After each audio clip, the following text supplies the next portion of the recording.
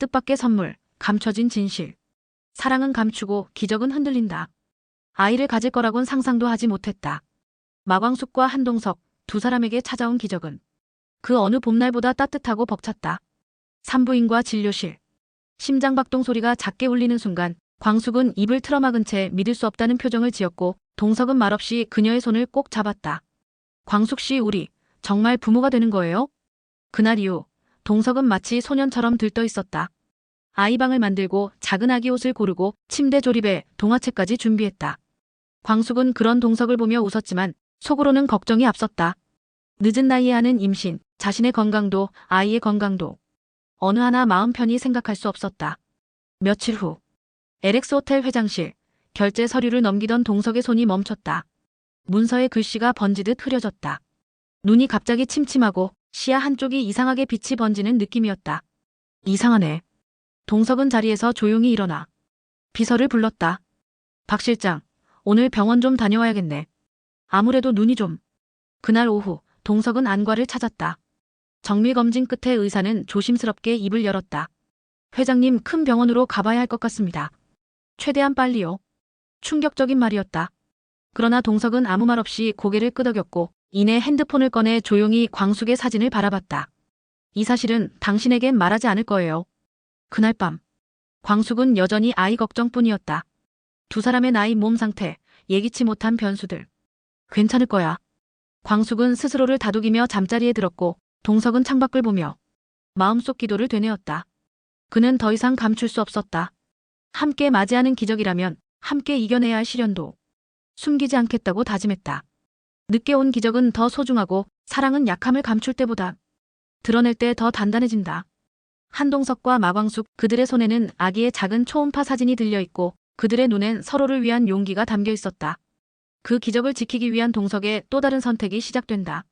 같은 층에서 근무하는 직원이 다가왔다. 객실 운영팀 팀장이자 사내에서 유명한 연결의 여왕. 강수 씨, 잠깐 시간 있어요? 밝은 미소를 띤 김 부장이 살짝 소근거린다. 제가 아는 친구 중에 정말 괜찮은 사람이 있는데요. 직업도 안정적이고 얼굴도 예쁘고 마음도 참 착해요. 혹시 소개팅 관심 있어요? 강수는 갑작스러운 제안에 멋쩍은 듯 웃으며 말했다. 아, 제가 그런 자리는 좀 서툴러서요. 그럴 줄 알았어요. 근데 정말 괜찮아요. 너무 예뻐요. 딱 강수 씨 스타일이기도 하고. 강수는 애매하게 웃으며 고개를 숙였다. 고맙습니다. 생각해 볼게요. 그 순간 그 옆에 한봄이었다. 그는 조심스럽게 고개를 돌렸지만 기분이 묘했다. 나랑 상관없잖아. 그냥 소개받는 거잖아. 나는 아무 사이도 아니니까. 하지만 그 말은 곧장 마음속에서 거짓말처럼 부서졌다. 그렇게 쿨하던 자신이 지금 왜 이렇게 뜨거워지는지. 한봄은 모른 척할 수 없었다. 사랑은 알려주지 않아도 눈으로 먼저 한다. 그리고 질투는 입으로 말하기 전부터 가슴을 흔든다. 한봄은 처음으로 자신의 마음을 마주하기 시작했다. 골든캐슬 11층, 룸서비스 버튼 하나면 뭐든 가능한 생활. 정갈하게 세팅된 아침 식사, 고급 원단의 가운, 눈부신 도시 뷰와 계속되는 젊은 남자들의 여사님 타령. 모든 것이 완벽했다. 예전 같았으면 이 삶에 취해 한껏 폼을 잡았겠지. 하지만 공주실은 오늘도 혼잣말로 중얼거렸다. 이상하네. 분명 좋은데 왜 이렇게 허전하지? 그날도 브런치를 마치고 카페에 앉아있던 공주실은 갑자기 목이 메었다. 사람들이 예쁘다, 젊어 보인다고 말해줘도 웃음은 길게 가지 않았다. 이놈의 자동이는 왜 자꾸 생각나는 거야? 돌아 누워도, 마사지를 받아도, 쇼핑백을 들어도 늘 고자동이 떠올랐다. 무뚝뚝한 얼굴, 툭툭 내뱉는 잔소리. 그러다 문득 손수 싸준 보온 도시락. 하루는 결국 그 발걸음이 독수리 술도가 앞에 닿았다. 문을 열고 들어선 공주실은 술도가 냄새를 깊게 들이마셨다. 이 냄새. 이게 집이지. 그 순간 창고 쪽에서 고자동이 모습을 드러냈다. 공주실 씨가 여긴 왜 오셨어요? 그 말투, 그 눈빛, 그 표정 하나 달라지지 않은 남자.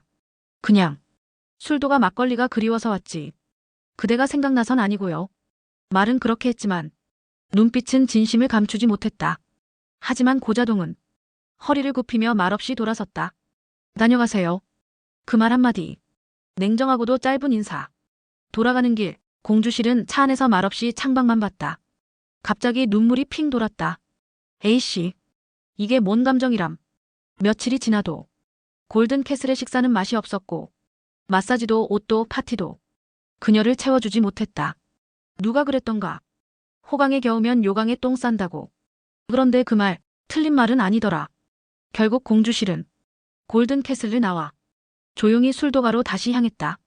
이번엔 화장도 덜하고 명품백도 들지 않았다. 그냥 편하게 그냥 사람 하나 보러 온 마음으로. 고자동은 마당의 술동 옆에서 조용히 막걸리 항아리를 손질하고 있었다. 그 모습을 바라보는 공주실의 입꼬리가 살짝 올라간다. 이제야 좀 숨이 쉬어지네. 세상 모든 게 다 있어도 어느 날 단 한 사람이 없어 외로운 날이 있다. 그 사람을 다시 보기 위해 폼도 체면도 스스로도 내려놓을 수 있다면 그건 어쩌면 사랑이라는 이름으로 충분한 일. 공주실의 마음은 결국 좋은 생활이 아니라 좋은 사람을 택했다. 고자동은 공주실의 진심을 받아들일 수 있을까? 도시의 불빛이 희미하게 번지는 저녁. 세리는 혼자 자신의 거실 소파에 앉아 작은 탁자 위에 놓인 종이 한 장을 바라보고 있었다. 재판 결과 통지서.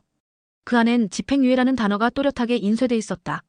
그녀는 종이 위를 손끝으로 가만히 쓸며 천천히 숨을 내쉰다. 불안했던 날들이 조금은 멀어졌고 지금은 감사해야 할 사람들이 떠오르는 시간이었다. 그때 벨소리가 울렸다. 세리는 문을 열며 말한다. 교수님. 문 앞엔 범수가 서 있었다. 늦게 찾아왔네요. 근처에 미팅 있어서 지나가다 들렀습니다. 세리는 작게 웃으며 그를 안으로 들였다. 두 사람은 거실 탁자에 마주 앉았다. 세리는 주저하다가 작은 종이 한 장을 범수에게 건넸다. 재판 결과예요. 교수님도 보셔야 할 것 같아서요. 범수는 고개를 끄덕이며 종이를 훑어봤다. 그리고 조용히 말했다. 잘 됐네요. 세리는 조용히 말을 이었다. 교수님 덕분이에요. 아빠가 구치소에 계실 때 제가 아무것도 못하고 있었는데 그게 다 교수님이 움직여주셔서 가능한 일이었다고. 범수는 고개를 저으며 미소 지었다. 저는 계기만 됐을 뿐이에요. 세리는 고개를 끄덕이며 조용히 덧붙였다. 정말 감사해요. 교수님 아니었으면 아빠는 지금도 그 안에 계셨을 거예요. 그 순간 주방 쪽에서 장미애가 조용히 걸어 나왔다. 오늘따라 그녀의 얼굴엔 평소보다 부드러운 기색이 돌고 있었다. 오 교수 오셨어요? 범수는 공손히 고개를 숙였다. 네, 여사님. 들렀습니다. 장미애는 테이블 옆에 앉으며 조심스럽게 말을 꺼냈다. 정말 고마워요. 그녀의 눈에 살짝 물기가 맺혔다. 그동안 세리 앞에서 남편 하나 제대로 못 지킨 사람처럼 느껴졌거든요. 근데 이번에 그 사람이 다시 돌아오게 해준 것도 결국은 오 교수였어요. 범수는 조용히 고개를 숙였다. 이제는 아버님도 모두도 한결 나아지실 거예요. 이제는 좋은 기억만 쌓이길 바랍니다.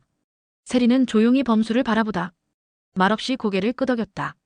그날 밤 그들은 함께 차를 나누며 과거를 묻는 대신 앞으로를 이야기했다. 사람이 사람에게 베풀 수 있는 가장 큰 용기는 원망이 아니라 이해였고 침묵 속의 마음이었다. 2달이었다. 그 누구도 만나지 않았고 그 어떤 면회도 받지 않았다. 철창한 그는 세상과 스스로를 차단한 채 하루하루를 되짚어보는 중이었다. 그런 그가 드디어 장미애의 면회를 수락했다. 조심스레 창구 앞에 앉은 장미애. 그녀 앞에 앉은 독고탁은 한동안 아무 말도 하지 않았다.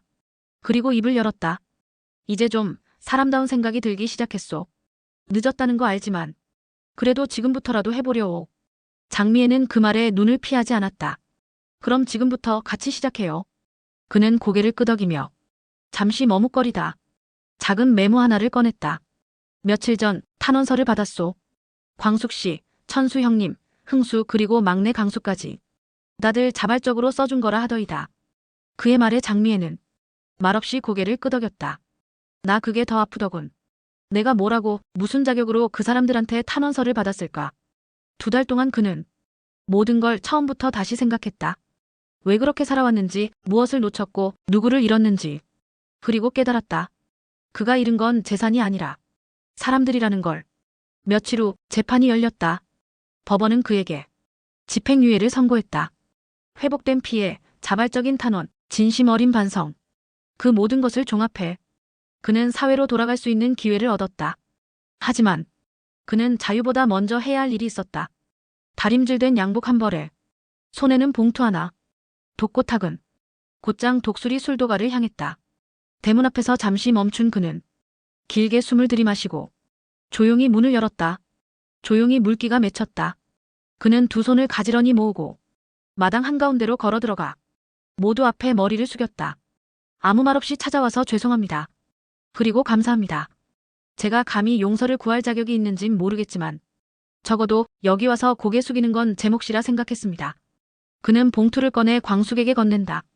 그 안엔 자필로 한자 한자 써내려간 사과문이 담겨 있었다. 이건 제 진심입니다. 누구한테 보이려고 쓴 것도 아니고 면피하려고 쓴 것도 아닙니다. 모두가 말없이 그를 바라보고 있었다. 광숙은 조용히 봉투를 받아들고 속을 펼쳐보았다. 내가 그동안 얼마나 많은 사람을 잃었는지 이곳에 들어와서야 알게 됐습니다. 이제라도 다시 배우겠습니다. 사람과 가족과 사랑을. 광숙은 눈을 떼지 않은 채 작게 대답한다. 잘 오셨어요. 그 말에 독고탁은 순간 눈을 감는다. 다시 시작될 수 있는 관계라는 것, 그걸 알려주는 단 한마디였다. 그날 밤 술도가 마당 한복판에 작은 화로가 놓인다. 그 위엔 독고탁이 써온 사과문이 조용히 타올랐다. 이건 나 혼자만 간직하려 했던 건데 불태우고 나니 마음이 조금은 가벼워지는구려. 그의 말에 흥수가 고개를 끄덕이며 말한다. 다 태우고 새로 시작하자는 뜻이면 그걸로 됐습니다. 장미애는 멀리서 그 모습을 지켜보며 작게 미소 짓는다. 이제야 비로소 그가 돌아온 것 같았다. 사람은 변할 수 있습니다. 진심이라면 누구든 다시 시작할 수 있습니다. 독수리 오형제를 부탁해. 진심은 말보다 깊고 가족은 피보다 마음입니다. 다음 이야기도 망고 드라마와 함께 해주세요.